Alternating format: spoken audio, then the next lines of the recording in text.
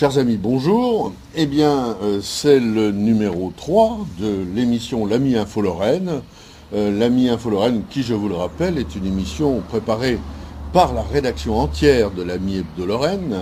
Et l'Ami Hebdo Lorraine, qui est un hebdomadaire qui paraît tous les vendredis et qui est le plus diffusé et donc le plus lu du département de la Moselle. Voilà. Alors, comme d'habitude, nous avons un invité aujourd'hui, mais un invité que on finit par très bien connaître. Ce n'est autre que Bruno Laverdure, notre spécialiste plantes et jardins. Bruno, bonjour. Bonjour Jean-Jacques. Alors, on a un rendez-vous pour ceux qui suivent cette émission, un rendez-vous quasiment mensuel, qui a été interrompu évidemment pendant les fêtes. Non, pas pendant les fêtes, pardon. Pendant les vacances, enfin, ça peut être des fêtes, hein, oui. Pendant les vacances, et donc c'est notre numéro de rentrée, et je vous avouerai que cette émission va être dense, parce que d'abord, notre ami Bruno va nous expliquer ce qu'il y a lieu de faire en ce moment même, en ce début d'automne, dans les jardins, sur les terrasses, sur les balcons, et peut-être même en intérieur, et nous aurons une deuxième partie qui sera consacrée aux questions que nos auditrices et nos auditeurs nous ont posées et qui deviennent au fil des mois de plus en plus nombreuses. Et donc Bruno, alors cette première partie, on va l'attaquer tout de suite. Nous sommes là à l'entrée, vraiment à l'entrée de l'automne. Qu'est-ce qu'il faut faire? D'abord, disons, dans le jardin. Alors oui, Jean-Jacques, déjà la première chose que l'on peut remarquer, c'est des températures beaucoup plus fraîches le matin, hein. On va pas dire qu'on n'est pas loin des gelées, mais ça s'en approche. Alors, ce qu'il faudrait faire déjà, il y a tout ce qui est tomates et autres qui commencent à accuser un petit peu le coup. Alors, le conseil que je pourrais vous donner, en particulier sur les tomates, c'est de commencer à effeuiller et de dépointer la pointe centrale de la tomate, du pied de tomate, de manière à faire mûrir le plus rapidement possible les fruits qui pourraient encore rester. Par contre, essayez de les cueillir légèrement colorés simplement et vous les mettez dans une clayette avec du papier journal. Hein, et ça leur permettra d'arriver à maturité plus tranquillement, plus facilement. Les tomates, les autres légumes, je vois les courgettes ou les choses comme ça, elles auront tendance à prendre un petit peu le blanc, c'est-à-dire l'oïdium, mais là faites pas grand-chose parce que c'est dû justement aux différences climatiques qu'il peut y avoir au long des journées et des nuits. Les autres légumes, vous allez les récolter progressivement. On a fini aussi en ce qui concerne les arbres fruitiers, la récolte des prunes. Maintenant on va passer aux pommes et aux poires. C'est pareil, vous les récoltez au fur et à mesure tranquillement en fonction des variétés, puisque il y a des variétés qui vont s'échelonner tout au long de cet automne. Et vous les stockez aussi dans un lieu plutôt à l'abri de la lumière. Moi j'aime bien mon petit journal dans le fond de la clayette, et puis toujours dans un lieu bien ventilé, et puis sans lumière. Voilà. Alors, vous avez parlé de légumes, de fruits. La pelouse, y a-t-il quelque chose à faire de spécial? Alors oui, tout à fait. Vous allez poursuivre les dernières tontes et en même temps, vous pouvez éventuellement scarifier. Alors scarifier, c'est-à-dire c'est enlever tout ce qui est mousse et enlever un petit peu les herbes sèches qui peuvent se trouver sur cette pelouse, puisqu'elle redémarre un petit peu en végétation.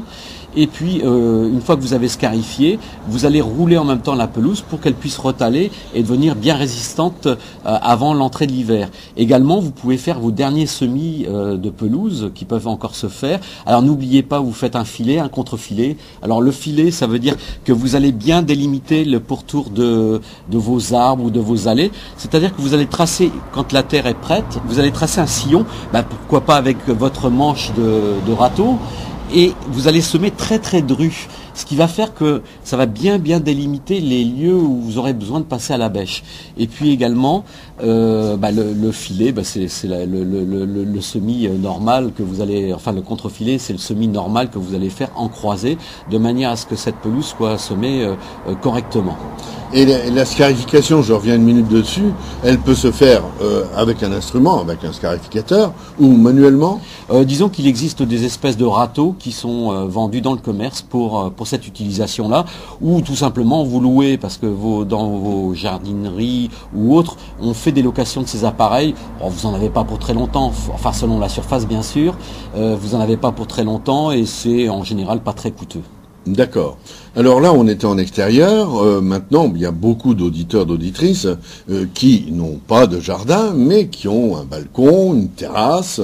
Alors, que leur conseillez-vous? Alors pour l'instant, pour les géraniums et autres, ils vont encore supporter le froid, donc c'est pas nécessaire de les rentrer. Si vos jardinières sont franchement moches, vous pouvez déjà songer à planter tout ce qui est plantes bisannuelles, les pensées, les pâquerettes, les myosotis.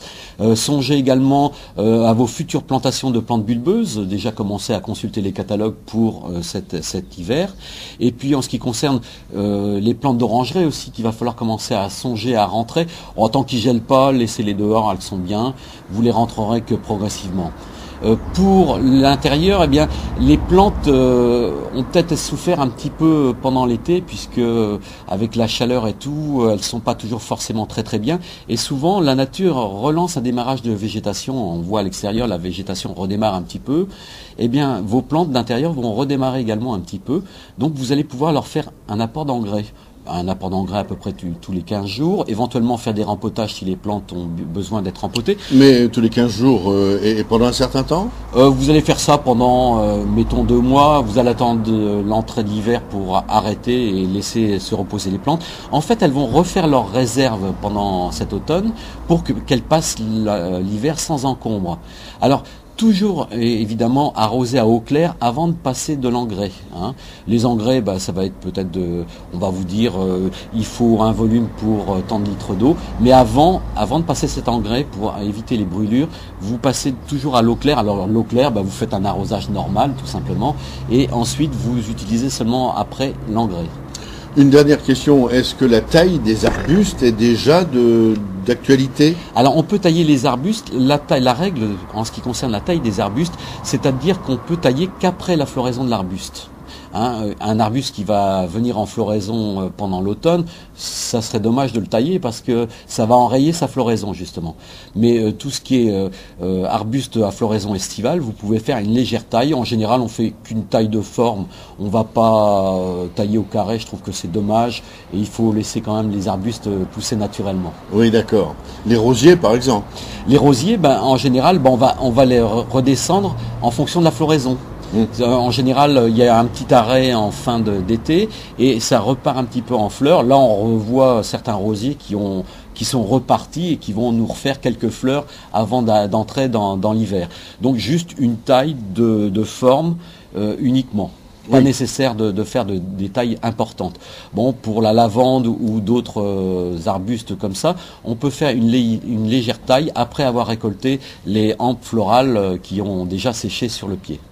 D'accord. Écoutez, voilà déjà de bons conseils pour cette mi-septembre, dirons-nous, et jusqu'à la fin du mois ou début octobre. Parce qu'on va passer vraiment aux fleurs d'automne avec les chrysanthèmes qui vont faire leur apparition.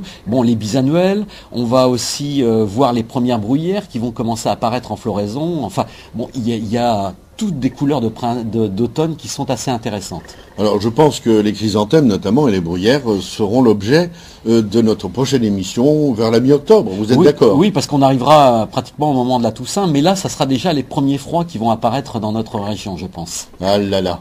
Alors écoutez, chers amis, comme d'habitude, on va observer une petite pause musicale et nous allons retrouver notre ami Bruno Laverdure tout de suite après.